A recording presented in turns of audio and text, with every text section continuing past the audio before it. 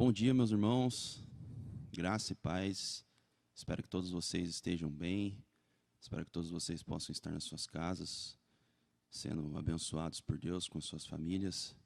Hoje um dia é um pouco diferente, um dia onde nós comemoramos, o Dia das Mães. Eu vou por uma linha onde eu acredito, como primeiro mandamento, como ordenança, como promessa de que devemos honrar os nossos pais, as nossas mães, no caso, honra teu pai e tua mãe. Os seus dias serão longos sobre essa terra. Então eu vou por uma linha onde nós devemos honrar os nossos pais constantemente durante toda a nossa vida. Mas, como temos esse dia, tanto o dia das mães quanto o dia dos pais, acrescenta ainda mais, um dia onde nós, aqueles que podem, estar com suas mães, estar em família, isso também é muito bom, isso com certeza agrega ainda mais. Então, que nesse dia, nessa manhã, nós possamos ter esse tempo junto em família. Também estar aqui estudando, mantendo aí uma continuidade dos nossos estudos. Graças a Deus nós temos conseguido fazer isso, nós temos conseguido fazer as nossas transmissões. Espero que vocês estejam desfrutando de tudo isso. Então, mais uma vez, eu queria mandar um abraço para todas as mães da nossa congregação, daquelas que estão nos assistindo, daquelas que de alguma maneira têm sido abençoados por essa casa, e por todas as mães também, em especial para minha mãe, para as minhas tias, para minha avó, Dona Edna. Que todas vocês sejam abençoadas, que todos vocês sejam mulheres sábias, que edificam o lar, e que Deus tem prazer em ver, e que Deus continue abençoando sempre. Amém? Hoje foi muito bacana essa semana, onde ficou sobre minha responsabilidade ministrar mais uma aula. E, como eu falei no domingo passado, essa questão da metanoia, da mudança de pensamento, de arrependimento.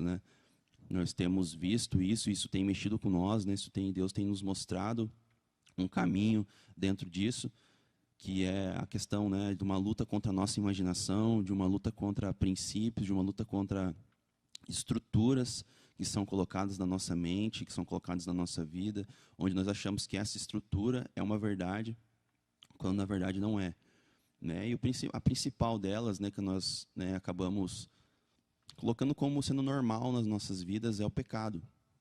Às vezes, níveis de pecado que nós nem imaginamos ser pecado, mas que quando fomos colocar à luz das Escrituras, à luz daquilo que Jesus nos disse, dos direcionamentos que Deus nos deixou, nós vamos ver que sim, é pecado, nós temos errado, temos feito coisas que não agradam aos olhos de Deus. Amém? E um assunto muito abrangente que está dentro disso, da questão da metanoia, lembrando que a metanoia dentro da Bíblia ela é uma questão de arrependimento. É quando você se arrepende de algo. Ou seja, quando você muda. O verdadeiro arrependimento é quando você abandona aquelas práticas que você estava tendo. É quando você recebe a luz na sua vida e você percebe, poxa, o que eu tenho feito aqui, isso, é errado. Então, eu preciso abandonar essas práticas e me arrepender disso. Então, o arrependimento ele é algo que precisa acontecer para que você continue, para que você comece a sua conversão, para que você continue nos caminhos do Senhor. É necessário que você tenha essa metanoia, tenha um arrependimento constante, uma transformação de mente constante.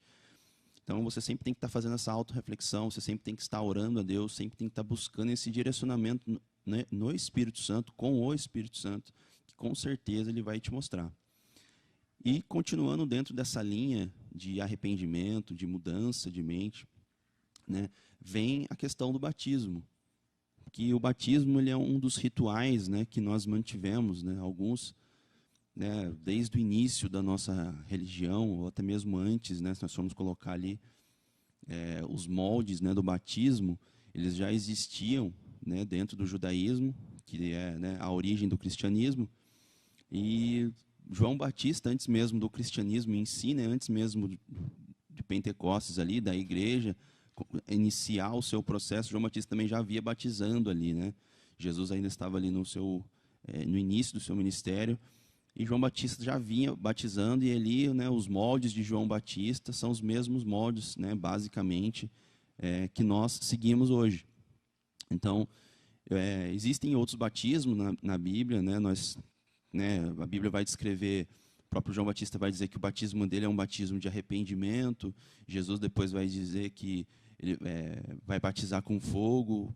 O próprio João Batista vai dizer que Jesus vai batizá-lo com fogo. Depois Jesus vai falar de um batismo que ele vai batizar com o Espírito. Depois o Espírito vai dizer que vai batizar no corpo. Então, são assuntos muito profundos que necessitariam, né, de uma aula para explicar cada um deles. Então, hoje nós iremos iniciar falando do batismo nas águas, que seria uma das primeiras etapas. Vamos trabalhar por partes. Então, a transformação da mente, o arrependimento, ele vai nos levar, né? Acho que o primeiro start, como nós temos vindo nessa linha, é a metanoia, ou seja, o arrependimento. Você tem o seu entendimento na sua mente. Cara, eu entendi que o que eu tenho feito é errado. Eu entendi que estar longe dos caminhos de Deus é errado. Bom, você teve um processo de metanoia, você teve um arrependimento acerca disso. Ok, o que esse arrependimento ele gera em você? Gera mudanças externas, certo? Você muda o seu pensamento, logo você para de fazer aquilo. Um exemplo muito simples, muito bobo, mas que dá para a gente entender. Dieta, algo muito, né, comum nas nossas vidas. Se eu estou entendendo que o que eu estou comendo, aquilo que eu estou me alimentando é errado, eu percebo isso, eu quero alcançar um objetivo diferente do que eu tenho alcançado na minha vida, eu me arrependo, abro mão daquilo, falo, poxa, cara, está me fazendo mal. Abro mão daquilo e adoto, né, uma alimentação saudável. Então, essa é a metanoia, você entendeu, e existe também um outro processo que se chama metamorfose. A metamorfose ela é algo externo, é quando a metanoia começa a surtir efeito na sua vida e você começa a mudar as suas atitudes externamente. Como eu acabei de citar o exemplo, você tinha uma alimentação, você está me fazendo mal, e você abandona, você deixa isso e adota uma alimentação saudável. Ou seja, uma mudança na sua mente de entendimento fez com que acontecessem mudanças externas na sua vida. E assim também dentro do ambiente de igreja, dentro do cristianismo. Porque você está aqui dentro, você começa a receber a luz, você começa a receber a palavra de Deus, você começa a receber algo na sua vida, você começa a receber o evangelho, e você automaticamente percebe que muitas coisas que você fazia, ou até mesmo que você faz, desagrada a Deus. Então aí você entra numa luta constante para abandonar essas práticas, sabe? Para você deixar de fazer coisas que desagradam a Deus. Então, isso é a metanoia na sua mente, é algo interno. A metamorfose é algo externo, são as suas atitudes, ok? Então, para a gente dar início aí na aula, quis fazer essa breve introdução, mas para a gente dar início, como eu estava dizendo, vamos falar do batismo de arrependimento, um batismo que foi colocado, né, pelo João, que na verdade não era um João Batista, né, como um sobrenome dele, assim como o meu é Cardoso Valério, assim como Andressa Correia Gomes. Não é isso, João se chamava João Batista. O nome dele era João e o ofício ministerial dele, né, um dos, né, era o batismo. Ou seja, o batista ali era porque era como se assim, João, o batizador. Entende? Como se ele fosse conhecido por aquilo que ele faz, né? Ele era conhecido por aquilo que ele fazia e a principal marca era o batismo. Então, por isso, o João Batista. Eu acredito que todos vocês já saibam disso, mas é interessante sempre estar ressaltando, sempre estar relembrando isso, porque é sempre bom aprender e relembrar. Bom, continuando, como eu disse, a questão do batismo em si ela já era muito comum, né, não comum nesse mesmo sentido, mas era uma prática já conhecida pelos judeus, só com outro viés. Qual era a visão dos judeus, e é ainda até hoje? Toda vez que o judeu ele ia até o templo, né, para orar, para fazer as suas orações, ele precisava primeiro passar por um tanque de purificação. Ou seja, ele tinha a jornada dele. Mesma coisa, né, vamos colocar nos nossos dias. Eu saio da minha casa para vir até a igreja, certo? Quando o judeu saía da casa dele e ia até a igreja, ele, né, não era como é hoje, então ele provavelmente ou ele ia a pé, ou ele ia com algum, né, montado em algum animal e tudo mais. E isso deixava ele sujo, porque não era limpo, não era asfalto, tudo mais, era terra. Então ele acabava se sujando, ou seja, ele, vamos colocar assim essa palavra, acabava ficando meio que impuro, né? Não digno pela sujeira de entrar dentro do templo, ok? Então ele passava por um processo de purificação para adentrar dentro do templo. E o que ele fazia, né? Nas entradas dos templos existiam tanques, como se fossem umas piscinas, né? Ali na entrada, você consegue enxergar isso em alguns vídeos. Eu recomendo vocês, que aqueles que tiverem, né, curiosidade de ver um pouco mais acerca do templo de Jesus, como era a cultura, como era, né, os templos, aquilo onde ele vivia, né, o contexto onde ele estava vivendo. Tem muitos vídeos arqueológicos muito bons do Rodrigo Silva no YouTube. Aconselho vocês a assistirem, se vocês tiverem curiosidade, para vocês saberem o templo, o pináculo do templo, onde, né, aparece ali onde o Satanás levou Jesus. Tem alguns vídeos que, né, mostram o que seria o pináculo do templo. Então, é interessante para se adquirir conhecimento, às vezes uma curiosidade, saber, né, como Jesus, onde ele estava, como é que eram as pessoas na época dele. Então, eu recomendo esses vídeos arqueológicos, são vídeos muito bons, bem feitos, né? Então, e vai sempre agregar conhecimento, é óbvio, tenha filtro, e qualquer dúvida nos procure, mas é muito bom. Na sua grande maioria são vídeos arqueológicos, então são científicos, são neutros, não tem nenhum viés aí teológico. Então, como eu estava dizendo, primeiramente esse ritual já era conhecido pelos judeus, mas era uma questão de purificação, né? É um pouco diferente do nosso. Eu vou explicar para vocês por quê. Como se eles fossem sujos até lá, né? Tipo, né? O suor, toda a questão. E ele entrava dentro desse tanque, vestia roupas, entrava nesse tanque, e ao sair, né, ele vestia vestes brancas, certo? Então ele passava com a roupa normal, entrava nesse tanque e saía do outro lado e trocava as suas roupas por roupas brancas, vestes brancas, né?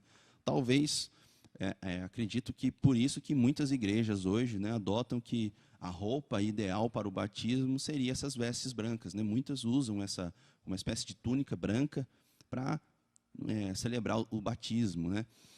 E esse ritual era chamado de mikveh, era algo na questão de purificação para adentrar dentro do templo. Então ele se purificava e ele estava apto, né, a entrar dentro do templo. E foram nesses tanques também, para curiosidade, onde Pedro conseguiu batizar mais de 1.000, né, na sua primeira pregação. Não sei se vocês já pararam para pensar, tiveram essa curiosidade. Pô, Pedro batizou mais de 3.000 na sua primeira pregação. Na onde será que esse cara batizou todo esse povo, né? Será que ficou uma fila, igual está a fila da Caixa aí?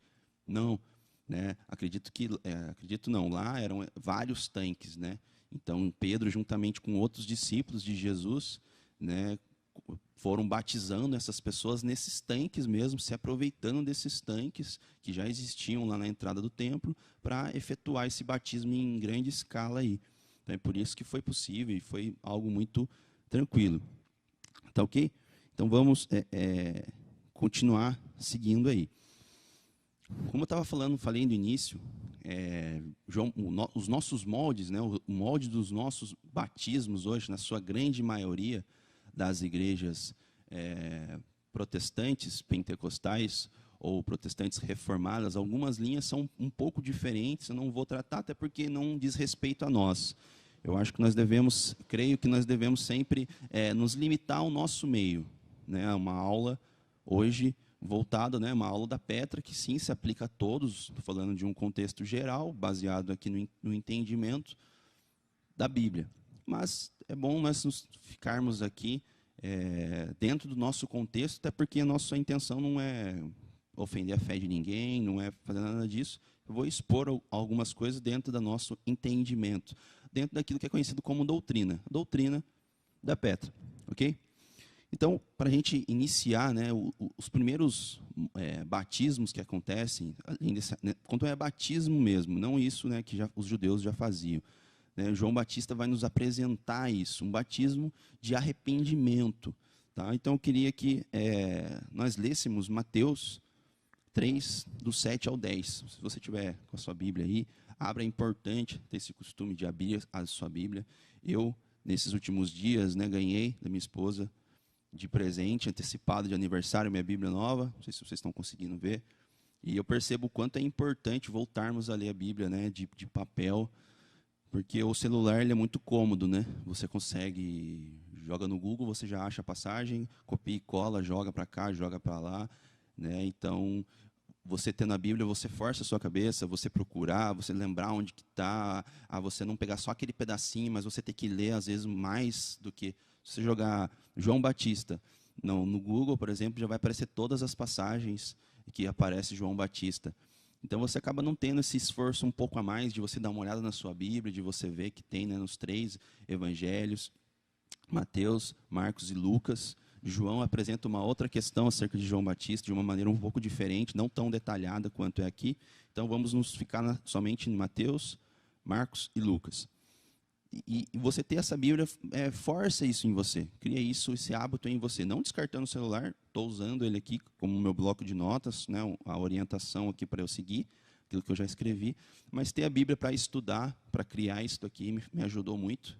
Confesso que eu fiquei, né, renova-se o ânimo, ganhar uma Bíblia, né, ter a oportunidade de estudar, isso é muito bom. Então, tenha isso na sua mão sempre, busque fazer o seu devocional, né, a sua leitura diária. Se você não faz isso, busque começar e busque pela Bíblia de papel. Isso vai gerar em você um despertamento, ter o contato, é mais, né, saber onde estão os textos, gravar, eu acredito que seja bom. Não, como reforçando, não descartando o celular. Bom, Mateus 3, do 7 ao 10. Diz assim, ó. É bom ler inteiro, né? Mas vamos ler aqui a partir do 7 para a gente ter um pouco mais de direção. Vendo ele, João Batista, porém, que muitos fariseus e saduceus vinham ao batismo, disse-lhes: raça de víboras, quem vos induziu a fugir da ira vindoura? Produz, pois, frutos dignos de arrependimento. Lembra?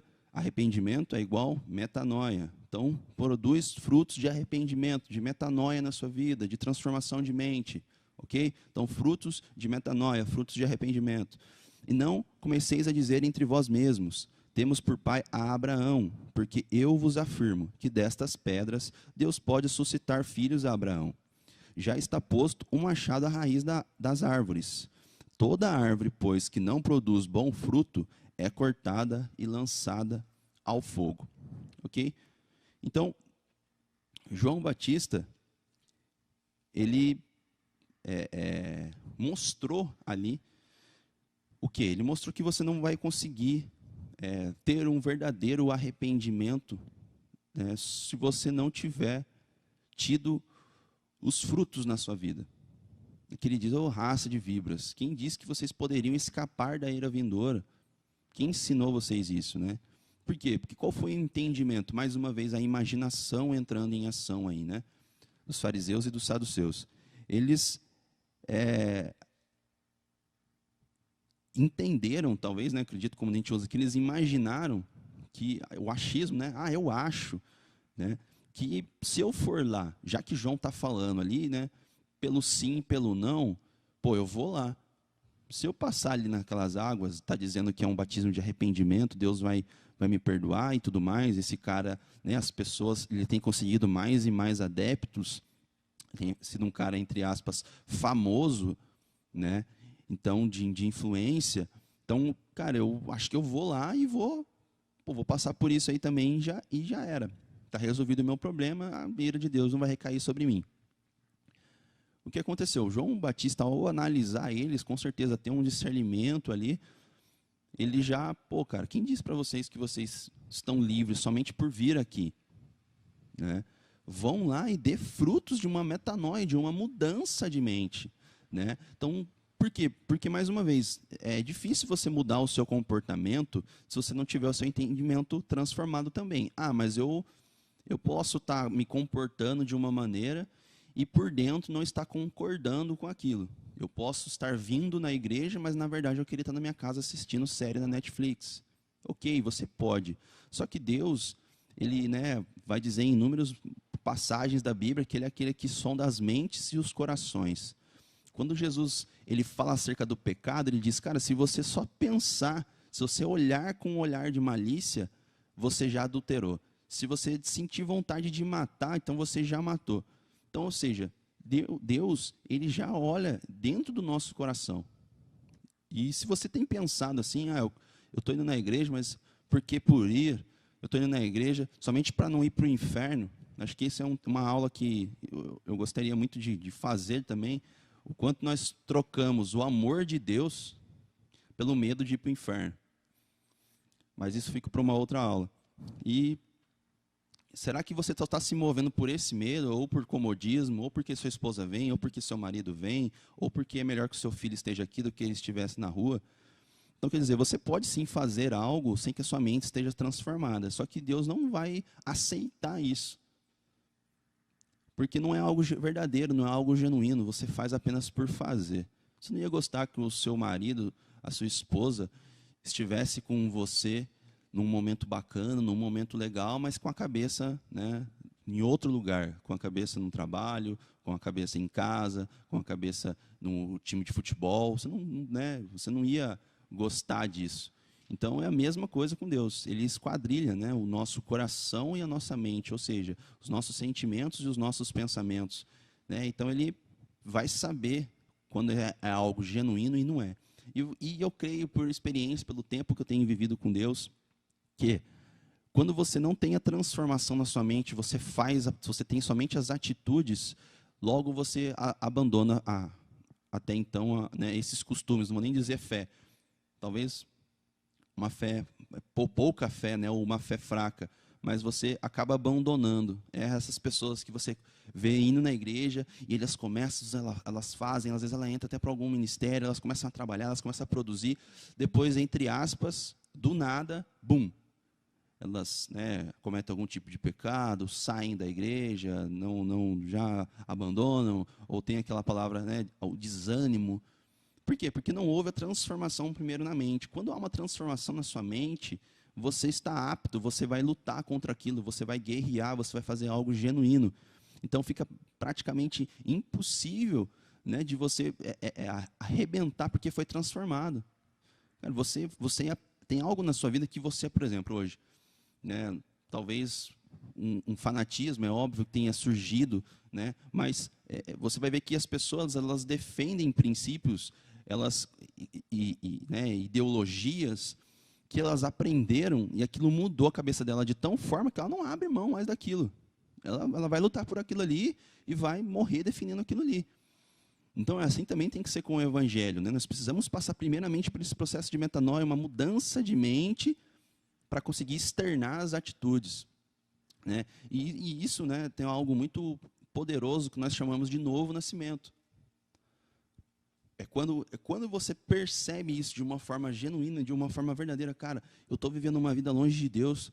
Cara, eu quero isso para mim. Cara, sabe, eu quero sentir esse amor e eu quero compartilhar esse amor com as outras pessoas que eu conheço.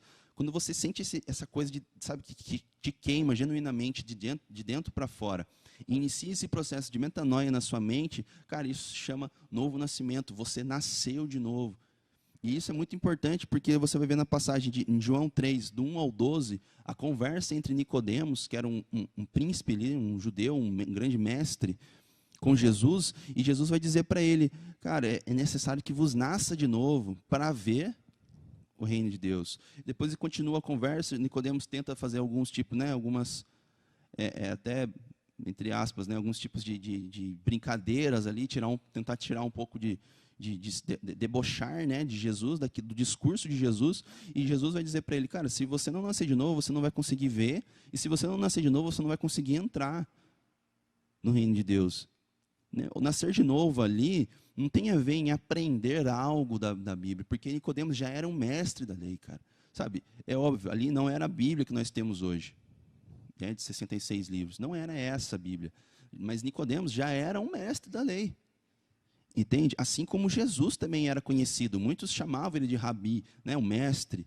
Então, entre aspas, no que diz respeito a conhecimento humano, acredito que Nicodemos não era um cara leigo, ao contrário, era um cara muito bem instruído. Então, Jesus ainda vai falar, cara, mas é necessário que vos nasça de novo. Nicodemos vai falar, mas eu tenho que então voltar para a barriga da minha mãe? Ele fala, cara, você é mestre da lei e você não entende essas coisas. Então, assim, é necessário que nós nascemos de novo para que entremos no reino de Deus e possamos enxergar, sabe? E eu creio que quando nós enxergamos, assim como Moisés, quando viu a terra prometida, cara, como eu queria entrar ali. Sabe, como eu queria estar ali. Poxa, eu fiz tudo isso, eu batalhei. Cara, eu quero entrar ali. Então, nós precisamos ter esse processo de novo nascimento. É por isso que vai dizer assim, né? Senhor, Senhor, em teu nome operamos sinais e maravilhas, expulsamos demônios, curamos os enfermos. E Jesus vai dizer, cara, aparta de mim, porque eu não vos conheço. Mas, poxa, os caras fizeram tudo isso. Como é possível fazer tudo isso? Sabe por quê? Porque o poder ele não está em nós. O poder está no nome de Jesus. Em teu nome, Senhor, fizemos isso. Mas é óbvio, o meu nome é que tem. Mas vocês não têm parte comigo. Então é necessário que nós venhamos a nascer de novo. E esse está diretamente relacionado ao processo de metanoia, de mudança de mente. E isso vai externar, né, vai criar algo em nós. Por quê? Porque era muito importante para aquela época você confessar, né, os seus pecados e principalmente a sua fé em Jesus como Cristo. Ali João Batista ele estava vindo preparar o caminho, ou seja, ele já estava declarando, olha, vai vir, eu vos batismo na água por um batismo de arrependimento, mas virá aquele que eu não sou digno de desatar, né, as correias de suas sandálias, aquele que virá e, né, batizará com fogo. Cara, esse vai vir, esse é o Messias, esse é o Cristo, aquele que nós tanto esperamos. E né, Jesus vem e passa por esse processo e João vai dizer, mas era você quem precisava me batizar, não ao contrário. Porém, Jesus diz, não, é necessário que se cumpra toda a lei. E, então, o batismo de João, né, o batizador, ele era um batismo de arrependimento, era quando você externava isso. Mas não era só o ir e externar isso. Era você dar os frutos. Entende? Era você, cara, por que João Batista não deixou aqueles caras batizarem? É porque eles tinha briguinha, era uma rixinha, era Palmeiras e São Paulo que estavam ali, era porque João torcia para o São Paulo e os saduceus, os fariseus, torciam para o Corinthians e outro para o Santos, então não pode batizar aqui porque nós somos de times diferentes, então vocês não. Não era isso. Era porque João conhecia aquelas pessoas, sabiam quem eles eram, sabiam que eles não tinham sido transformados, sabiam que não existiam frutos na vida deles. É por isso que ele vai dizer. E o discurso, né, às vezes a gente acha que João chamou eles, né, de canto e falou isso. Mas se você for olhar o texto aqui, ele somente disse, olha, vendo ele, porém, que muitos fariseus e saduceus vinham ao batismo, disse-lhe, raça de víboras, quem vos induziu a fugir da ira vindoura? Produz, pois, frutos dignos de arrependimento. Então, eu acredito, analisando aqui o texto, que ele viu aquelas pessoas e falou assim, quem disse para vocês? Raça de víboras. Então, todas as pessoas que estavam ao redor daqueles ali, daquele momento, ouviram isso. Então, automaticamente ficou como um ensino, ficou como uma exortação para aquela galera que estava ali. Cara, vai lá, produz frutos dignos de arrependimento. Depois você volta aqui e a gente faz essa cerimônia de batismo. Ou seja, se você não tiver um arrependimento genuíno e mudar a sua vida externamente, porque, olha, se eles não fizessem isso, ou seja, produzir frutos, que é o fruto? O fruto é algo externo. O fruto na árvore você não consegue enxergar se ele estiver interno, ele está externo. Então você enxerga aquilo, é algo que você pode ver, é algo que você pode tocar. É a mesma coisa do fruto, né, do conhecimento do bem e do mal. Né, Adão e Eva enxergavam aquilo, Eva enxergava aquilo. Então o fruto é algo que você vai enxergar, é uma transformação que você vai ver visível. Então, João falava para eles, vão lá e produz frutos de arrependimento, transformem a sua vida. Precisa acontecer na sua mente a metanoia. E eu quero que vocês tenham uma transformação, uma metamorfose, uma mudança de comportamento. Como vocês vão se portarem. Aí sim, vocês podem vir e eu irei batizar vocês. Vocês têm que produzir. E ele vai dizer no final, né, eu acho que fica até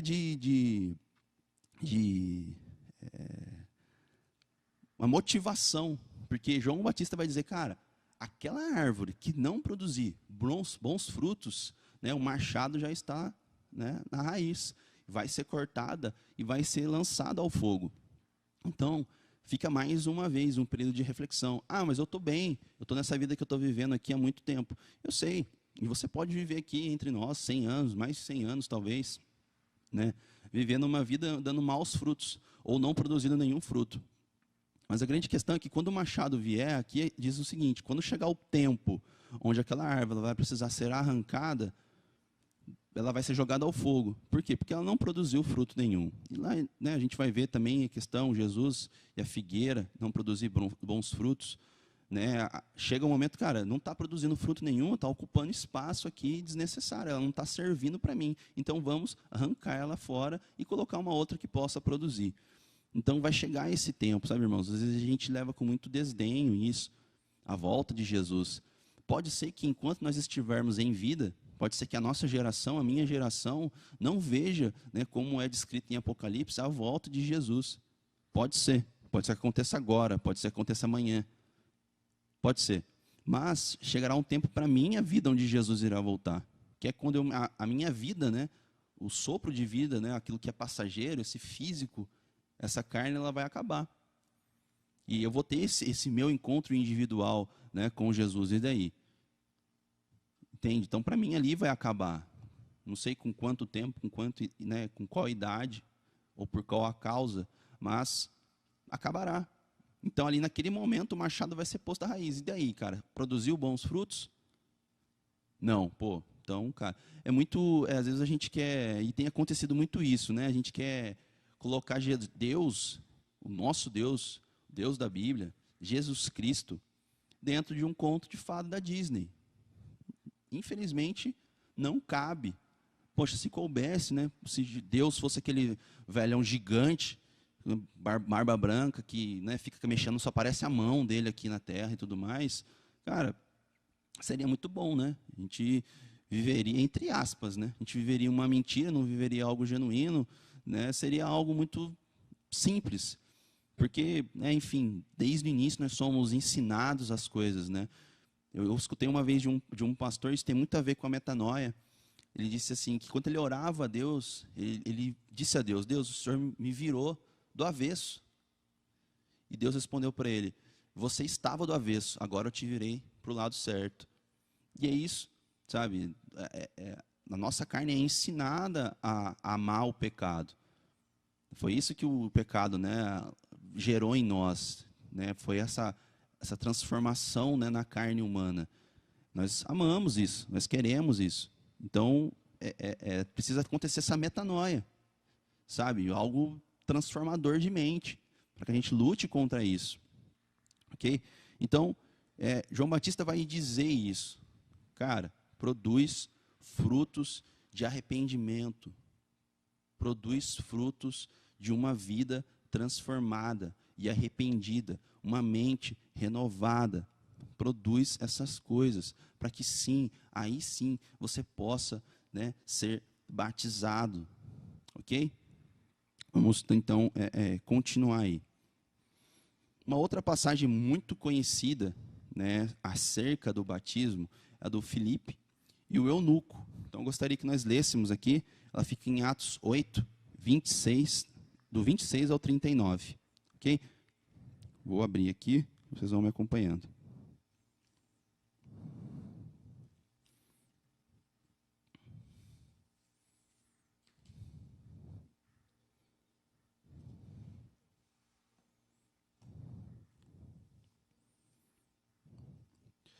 Então, Atos 8, 26 ao 39. Felipe e o eunuco. Vamos prestar atenção para que a gente, né, sabe assim, detalhadamente mesmo, leia com tranquilidade aí, para que a gente possa pegar todos os detalhes e eu possa mostrar para você essas transformações que aconteceram e que talvez nós passamos batido, né?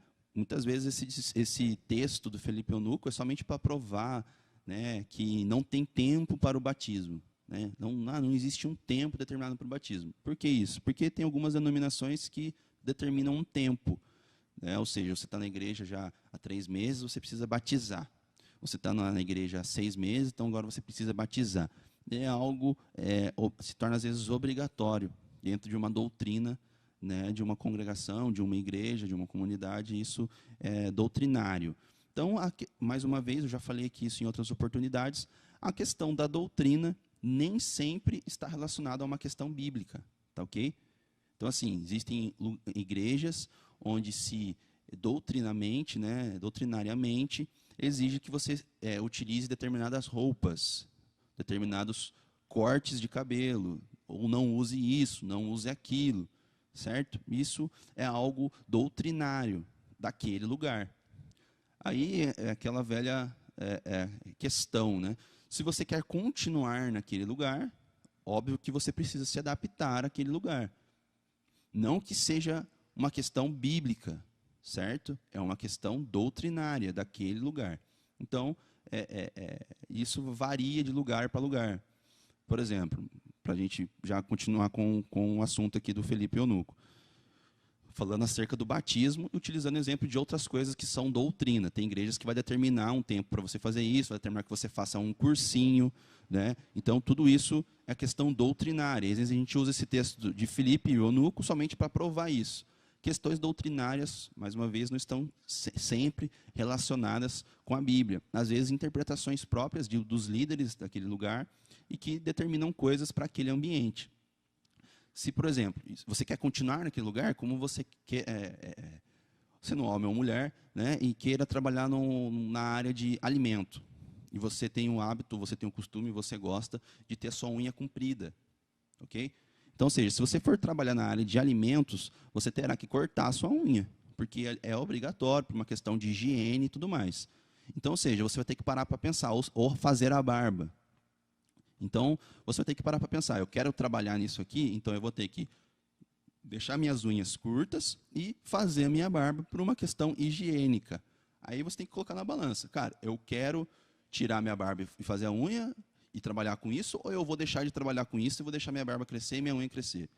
Então, é disso que se trata a questão de doutrina. Se você quer continuar naquele lugar, você tem que seguir a doutrina que aquilo ali ensina. Ok? Mas nem sempre tem-se um respaldo bíblico para aquilo. Mas é uma doutrina daquele lugar. Se você quer continuar naquele lugar, você deve continuar.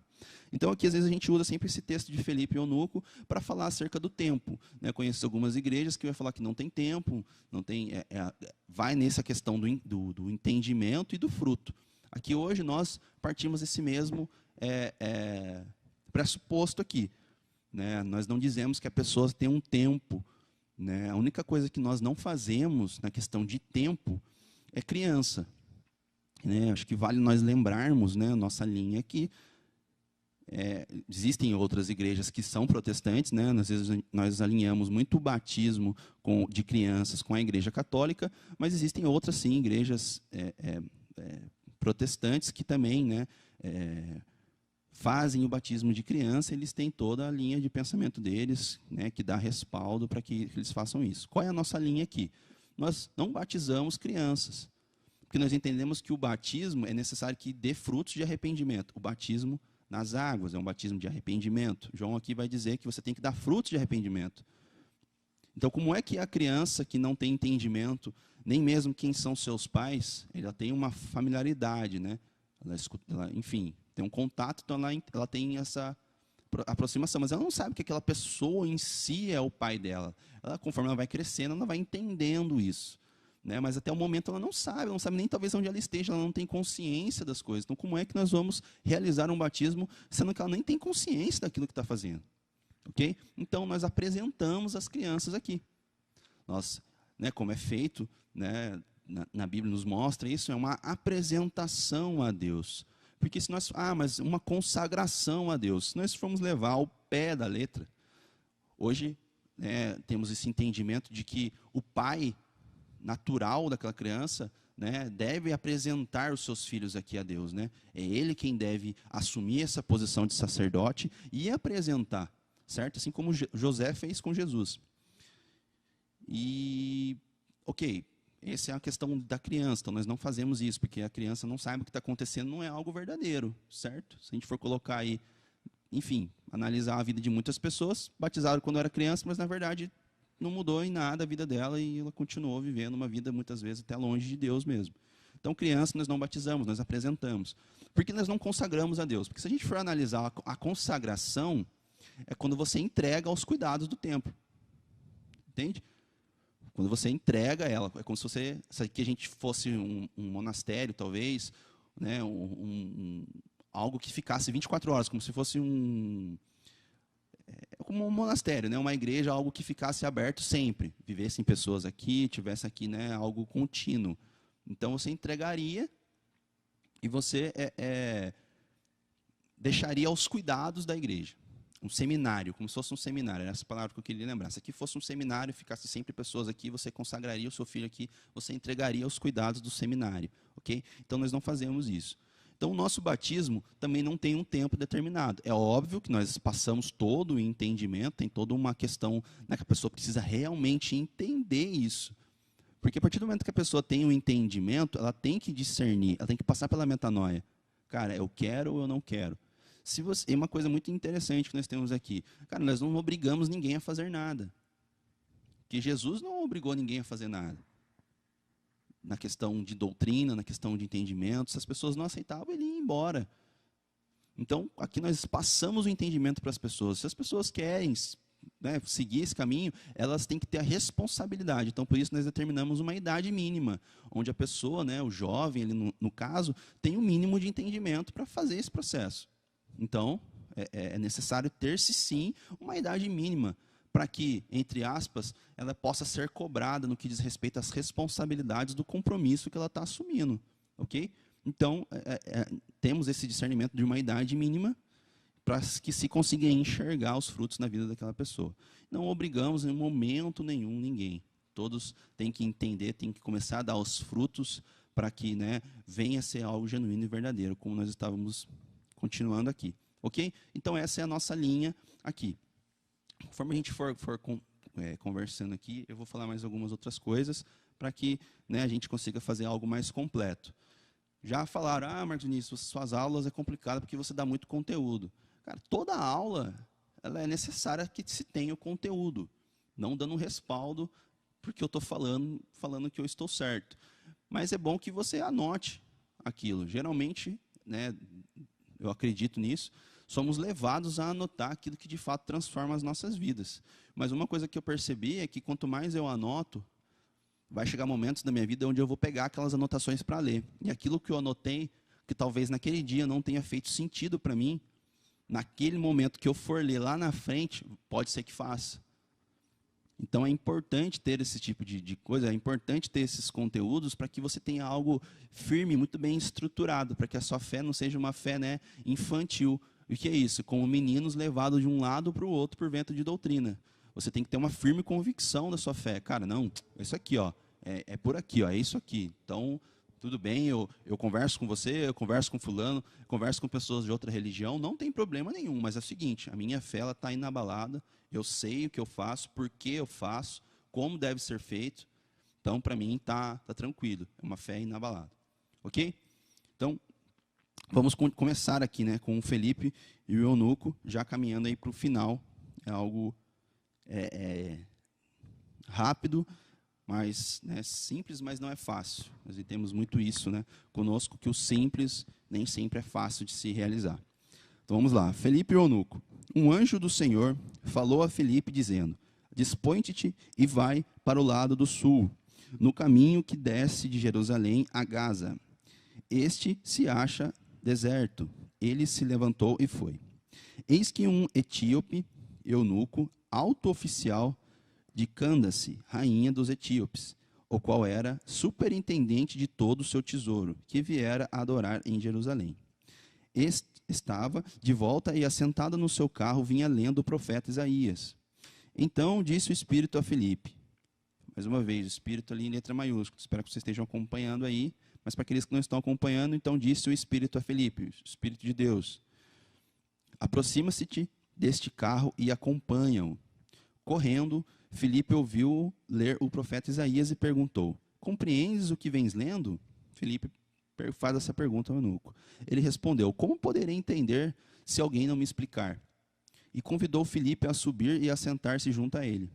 Ora, a passagem da Escritura que estava lendo era esta: Foi levado como ovelha ao matadouro, e como um cordeiro mudo perante o seu tosqueador, assim ele não abriu a boca. Na sua humilhação, lhes negaram justiça. Quem lhe poderá descrever a geração? porque da terra a sua vida é tirada. Então o eunuco disse a Filipe: peço-te que me expliques a quem se refere o profeta. Fala de si mesmo ou de algum outro? Então Filipe explicou, e começando por esta passagem da Escritura, anunciou-lhe a Jesus. Seguindo eles o caminho afora, chegando a certo lugar onde havia água, disse o eunuco: eis aqui água, quem impede que eu seja batizado? Filipe respondeu: é lícito, se creres de todo o teu coração. E respondendo ele disse: creio que Jesus Cristo é o Filho de Deus. Então mandou parar o carro. Ambos desceram a água e Filipe batizou o eunuco. Quando saíram da água, o Espírito do Senhor arrebatou a Filipe, não o vendo mais o eunuco, e este foi seguindo o seu caminho, cheio de júbilo. Vamos aqui pontuar algumas coisas aqui na questão de Filipe e o eunuco. Como eu disse, né, às vezes a gente usa esse texto, cara, mas o Filipe e o eunuco. Filipe correu até ele, conversou com ele talvez algumas horas, que não diz o tempo, mas algumas horas, e depois que já o eunuco já foi batizado. Então, quer dizer, não tem um tempo para que o cara seja batizado, né? Foi rapidinho ali, eunuco e Filipe, e já Filipe o batizou e já era. E isso talvez seria simplificar demais o que significa o batismo. Porque, sabe, eu conheço, talvez infelizmente você conheça, pessoas que já passaram por aquilo que nós chamamos, né? Passaram pelas águas, né? E abandonaram a fé. Sabe, não vivem segundo isso.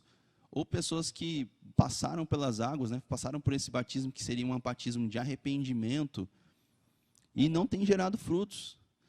Sabe, talvez você aí na sua casa passou por esse processo, né? Entrou na piscina, talvez entrou no rio e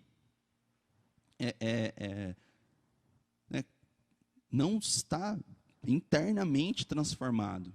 Você foi porque seu pai te obrigou, você foi porque onde você congregava era 3 meses, você tinha que ir, você foi porque todos os seus amigos foram, mas isso não gerou em você uma transformação. Tá? Então, existe sim essa questão do tempo e eu quero expor isso.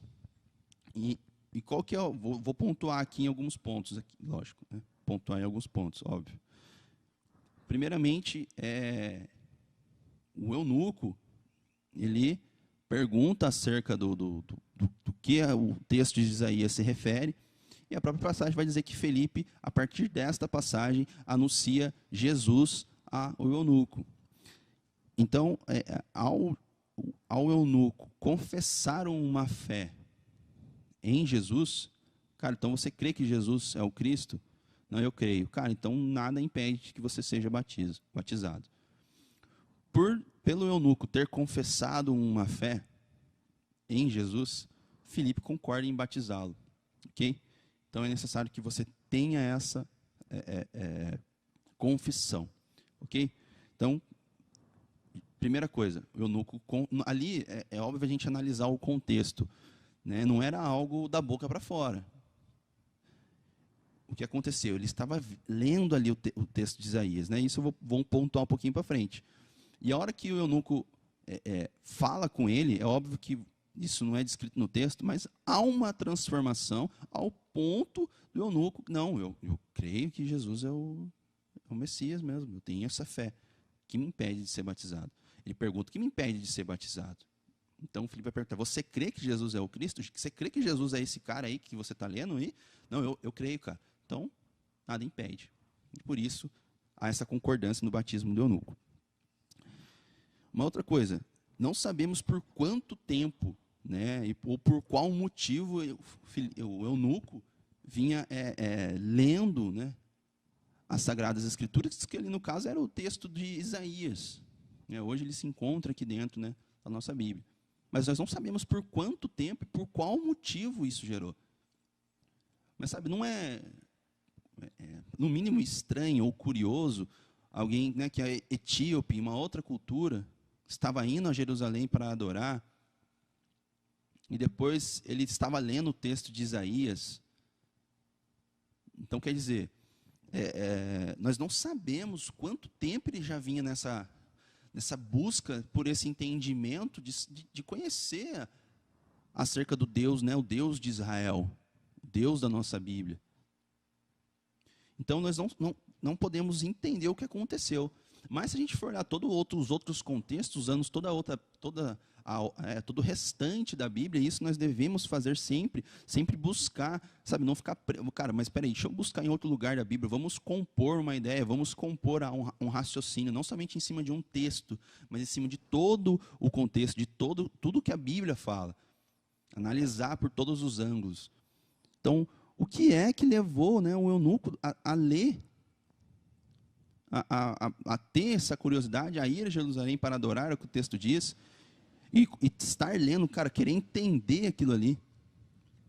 Ok? Então, nós não sabemos. Mas, como eu falei, se a gente for olhar todo o contexto, com certeza ele passou por um processo de metanoia, de mudança de mente, de querer aprender, de querer conhecer, de se arrepender, sabe? E isso começou a ser externado.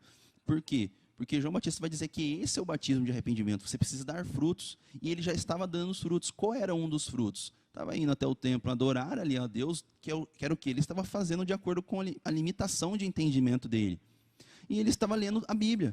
Cara, tem algo mais maravilhoso do que, cara, você ler a Bíblia, você aprender sobre Jesus, você ver qual era o caráter de Jesus, quais foram as atitudes de Jesus, aquilo que a igreja passou. Sabe? Aquilo que, né, os primeiros cristãos precisaram passar para chegar né, até nós da maneira que está hoje. Então, isso é um fruto, cara. É um fruto de arrependimento. Você para de ficar vendo, sabe? Pode parecer que eu estou falando para você algo extremo, mas você para de ouvir música mundana e você começa a ouvir música cristã. Sabe por quê? Porque você começa a entender, cara, que você precisa absorver coisas boas. Sabe, não vou nem entrar em mérito de música mundana, né, que a gente chama de secular, mas você, pelas letras, sabe, pelos estilos de música, por aquilo que eles cultuam, por aquilo que eles dizem que é certo de se fazer, você percebe já que é algo errado. Então, é necessário que a gente... Porque uma coisa só para a gente, né, finalizar essa questão, tudo aquilo que nós amamos nos influencia. Então, se você ama as coisas de Deus, logo a sua vida vai se transformar e você vai ficar absorvendo das coisas de Deus, porque você ama aquilo. Se você ama a sua esposa verdadeiramente, você não vai ter olhos para ninguém, para nenhuma outra mulher, para nenhum outro homem, né, no caso das esposas com seus maridos. Então, é a mesma coisa, cara, você vai ficar ouvindo algo que fala mal, que às vezes te xinga, né? Eu, particularmente, ouvia muito rock and roll, né, que é, né, pesado, né? Algumas bandas que estavam xingando a galera que estava pulando igual maluco lá na frente. Então, assim, algo totalmente contra os princípios de Deus. Então, foque em fazer, né, aquilo que você ama. Ou seja, se você ama a Deus, busque mudar a sua vida também nesse sentido. Então, isso é um fruto de uma mudança de mente, de um arrependimento, que vai te levar a um batismo genuíno e verdadeiro. Ok? Então, nós não sabemos por quanto tempo ele estava vendo, mas algo aconteceu na vida dele para que ele... né, startasse nele, né, a curiosidade de ler ali, nesse sentido aqui, né, nessa questão, o texto de Isaías. E isso foi algo tão poderoso, né, foi algo tão... aí entra uma outra questão, né, a questão do propósito. Né? Mas o eunuco foi super rápido, tal, não sei o que, cara, e Deus, volto a dizer, por mais que a cultura queira falar, talvez até mesmo uma cultura gospel, queira forçar algo, Deus, ele está no controle de todas as coisas, cara. Senão, nós tiraríamos a onipotência, a onisciência, tiraríamos os atributos de Deus. Nem sempre Deus vai fazer algo, mas pode ser difícil para nós aceitarmos isso, pode ser difícil para nós entendermos isso, mas tudo que acontece tem a permissão de Deus. Tem algum motivo para que aquilo ali aconteça. Pode ser fruto de uma rebeldia de alguém, pode ser fruto de um pecado de alguém, pode ser N coisas, N motivos, sabe? Porque a Bíblia vai dizer que aquilo que você plantar, certamente você vai colher. Mas se você plantar vento, você vai colher tempestade. Você pode plantar algo pequeno e colher algo enorme. Porque se nós dissermos que Deus não está permitindo, ou não até mesmo mandando todas as coisas, Deus não está em todos os lugares. Ou Deus fecha os olhos para determinadas situações. Deus não suporta determinadas situações. Não, não é isso. Deus, ele está em todos os lugares, ele está com todos, em tudo. Não em tudo, mas ele está em todos os lugares. Ele preenche todos os lugares ao mesmo tempo. Ele sabe das coisas que vão acontecer. Ele sonda os pensamentos. Então, ele já conhece o nosso pensamento antes mesmo que nós venhamos a falar. Ou seja, não tem nada, nem ninguém que consiga pensar algo que Deus já não sabia que ele fosse pensar. Então, dizer que Deus não sabe, Deus fecha os olhos, Deus não está no controle, não, cara. Sabe, Deus está no controle. Mas e todas as outras coisas ruins que acontecem? Em sua grande maioria, para não dizer toda, né, a maioria, ela é fruto de de um egoísmo, de uma maldade humana. Eu saco uma arma aqui, atento contra a vida da minha esposa, mato ela. A culpa é de Deus. Porque Deus é bom, Deus devia ter me matado, Deus devia ter feito qualquer coisa comigo, não permitido que acontecesse isso com a minha esposa. Mas e a minha culpa de ir lá? Porque se Deus seguisse por esse viés de pensamento, de que Deus, né, Deus não está no controle das coisas, Deus não teria permitido que Jesus fosse crucificado para que houvesse a salvação. Deus poderia ter matado todo mundo e refeito a humanidade. Não, mas Deus, ele quer que seja algo genuíno, tem que ser uma transformação da humanidade. Ok? Então Deus, ele está no controle de todas as coisas, ele sabe da soberania de Deus. Nós queremos sempre colocar ele contra a parede. Se você é bom, por que você fez isso? Se você é isso, por que você fez aquilo? Por que você permite isso? Por que você permite aquilo? Cara, longe de nós conseguirmos entender, né, por que Deus faz isso, por que Deus faz aquilo. É como um pai, né, que não deixa o filho sair para uma balada, né, e o filho fica sem entender aquilo. É um pai que, entre aspas, obriga o seu filho a estudar. E o filho fica bravo com aquilo porque ele queria jogar videogame. Mas lá, quando crescer, o pai, porque o pai é pai, ele sabe que é melhor para o filho que ele estude do que ele jogue videogame. Então, para nós está um pouco difícil de entender a soberania de Deus, mas eu creio que quando nós nos debruçarmos verdadeiramente nas Escrituras, ao entendimento, ao ensino, nós vamos conseguir alcançar isso. E isso gerará em nós, né, mais uma vez, um fruto de arrependimento e um crescimento espiritual, um crescimento da nossa fé. Ok? Então, algo deu esse start no eunuco para ler o texto de Isaías, ao ponto de um anjo do Senhor, ou seja, o anjo do Senhor não se movimenta sem o comando do próprio Deus. Então Deus manda um anjo levar alguém até o eunuco, não somente para explicar a ele o texto, para que a fé dele se tornasse uma fé cristocêntrica, porque até ele não sabia quem ele está tratando aqui. Era alguém ou era o próprio Isaías, que significa que a esse texto se refere? E vai lá Filipe e fala, não, cara, é sobre Jesus, o Cristo, que ele é o Cordeiro de Deus, e explica para ele. Então, ou seja, Deus manda um anjo lá para explicar todo esse conteúdo, ok? Então, não somente para explicar, mas também para batizar um cara. Uma outra coisa muito importante, eu acho que eu pulei aqui, mas é muito importante salientar isso. Então o batismo é qualquer coisa. Não, o batismo ele não é qualquer coisa. O batismo você vai encontrar ele lá em Mateus 28, do 18 ao 20, que é a grande comissão, aquilo que Jesus nos deixa como ordenância, ele está como um mandamento. Ide, portanto, fazei discípulos, batizai-os. Entendeu? Então, o batismo, porque o batismo ele tem que ser algo genuíno, ou seja, ele está relacionado a uma mudança de mente. Então, ele é um mandamento, necessário que nós venhamos a passar por isso. Ok? Então, ele é um mandamento.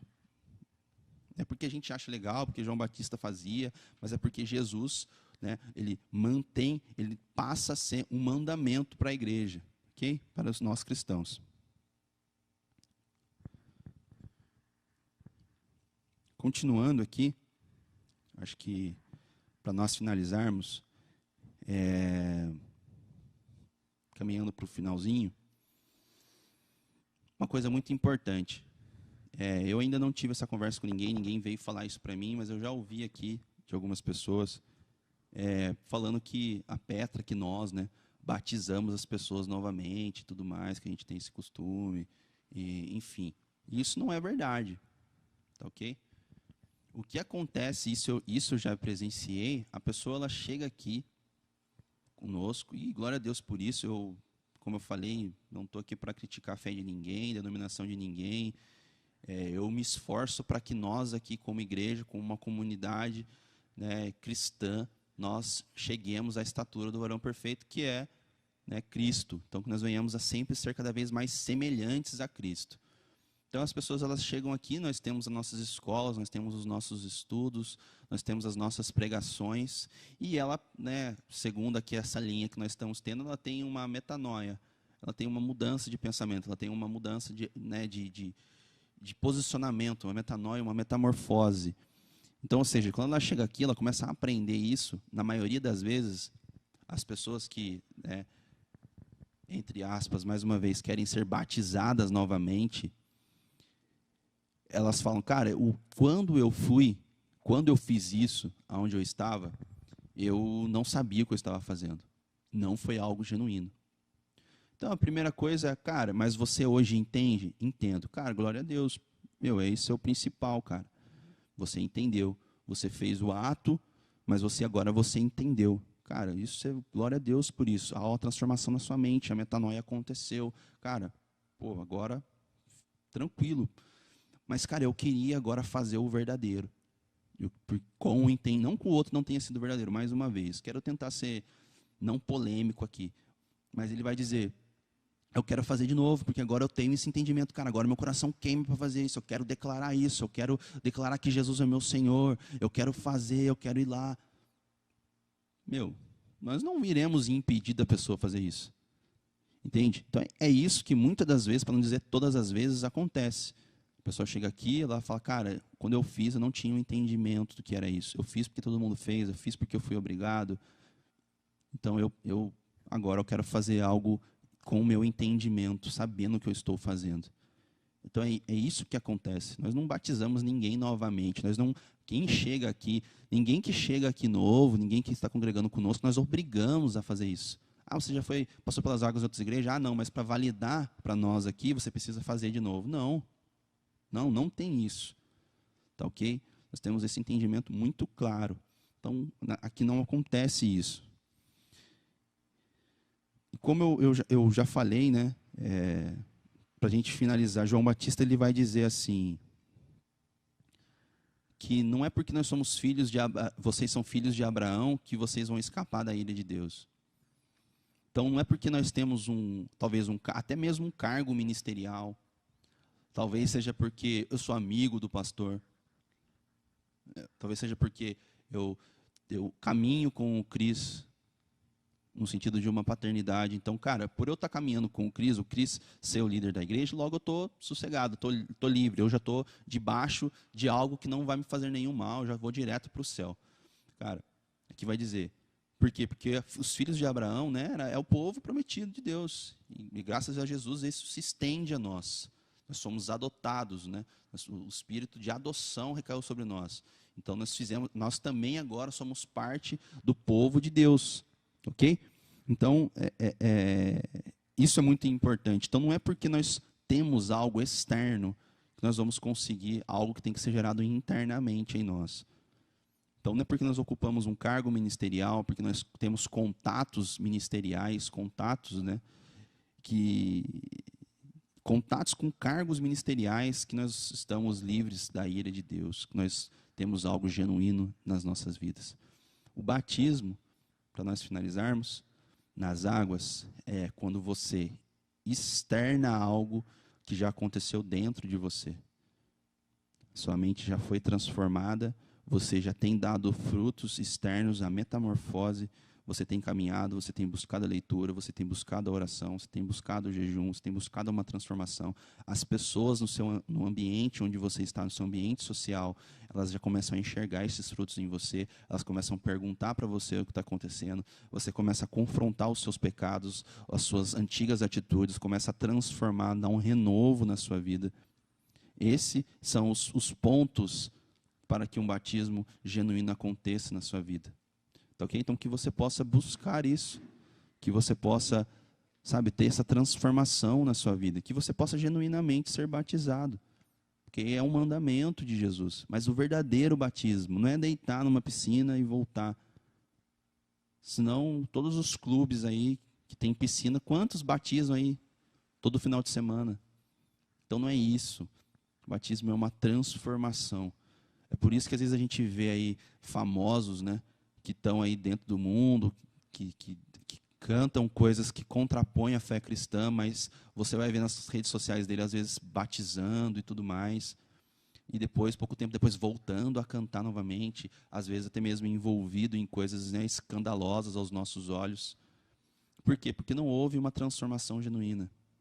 Talvez o cristianismo esteja caminhando para uma questão de moda, né?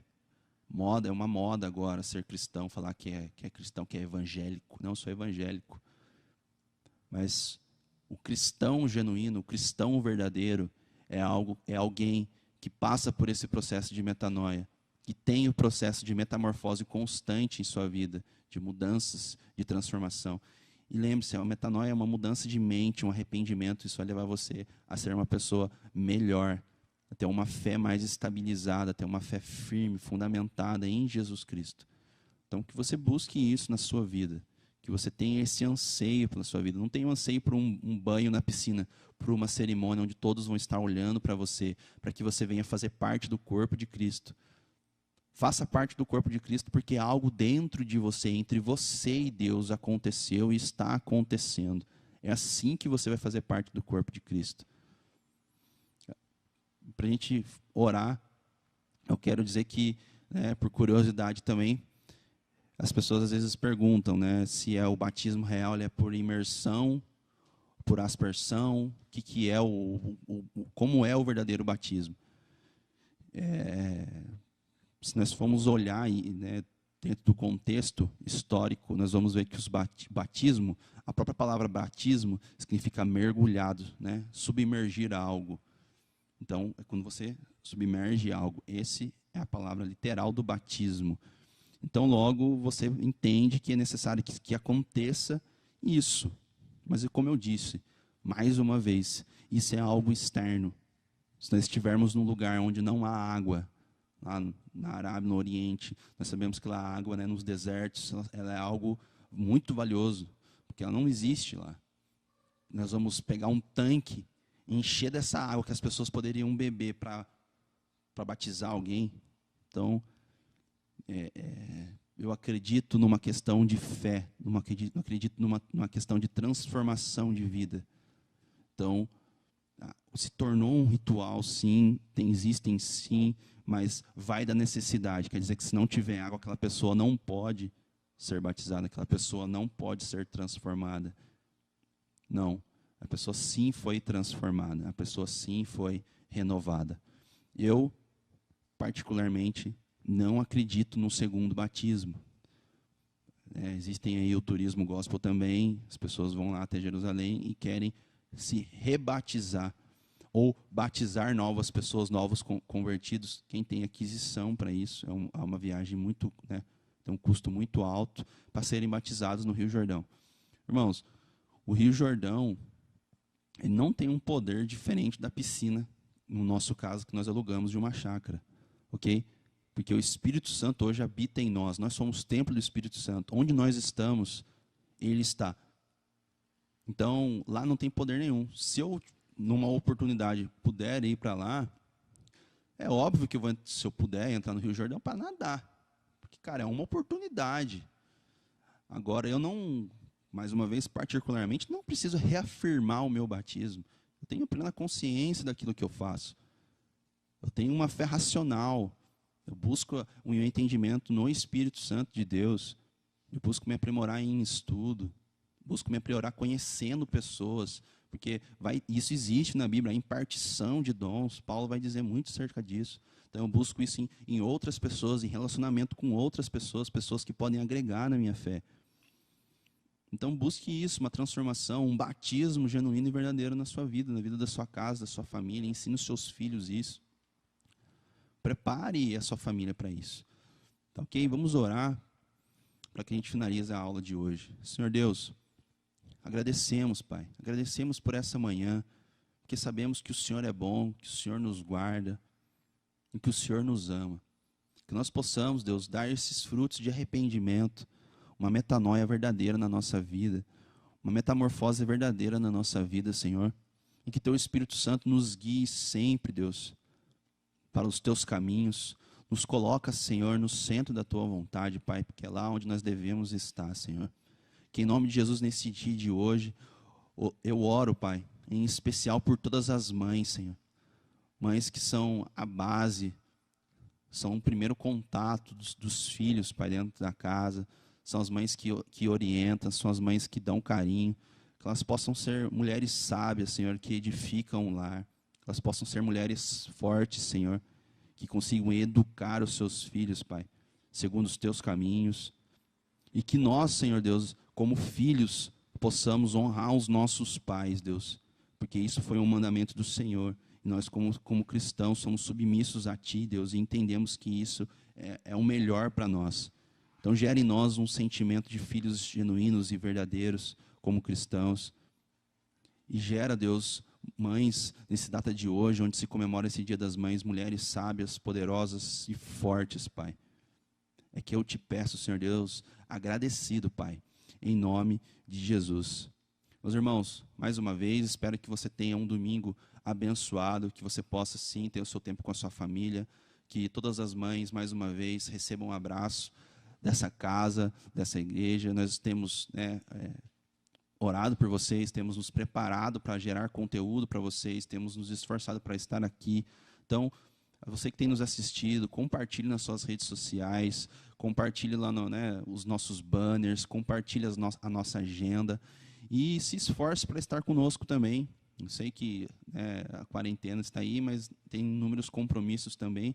Mas se esforce em estar conosco, se esforce em compartilhar nas suas redes sociais, para que outras pessoas também sejam abençoadas. Sabe, compartilhe. Se você tem sido abençoado por aquilo que você tem aprendido, por aquilo que você tem ouvido aqui, compartilhe também com as pessoas, para que elas também sejam edificadas.